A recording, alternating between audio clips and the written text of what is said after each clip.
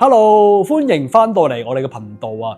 接車嘅市場可以話競爭激烈嗱，上年 Java Nero 咧以佢獨特嘅功能設計啦，超高性價比咁推出市場，可以話係一鳴驚人㗎嗱。佢3000幾蚊咧已經買到一架其實之前要6、7千蚊甚至乎8千蚊先買到嘅國步啊，可以話咧係大大劈價一半㗎。咁但係隨住時間嘅過去咧，嗱佢呢個超高性價比嘅定位咧，其實佢競爭對手咧已經追趕住㗎啦，喺市面上已經出現一啲2000幾蚊嘅國步啦。面對咁激烈嘅競爭 ，Java 咧冇坐以待斃，反而主動出擊嗱，推出一個其實 Java Nero 嘅平價版 ECO 去應對嘅。嗱，睇嚟咧 Java 咧想繼續支配呢一個國步市場。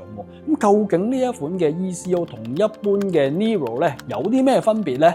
用家又受唔受落咧？而究竟咧，其實佢會唔會令到一啲原本諗住買 Nero 嘅客咧降級消費，反而倒自己買咧？嗱，呢啲咧其實都今日會同大家一一拆解啦。嗱，想知道詳情嘅朋友唔好錯過，而一定要睇到最尾啊！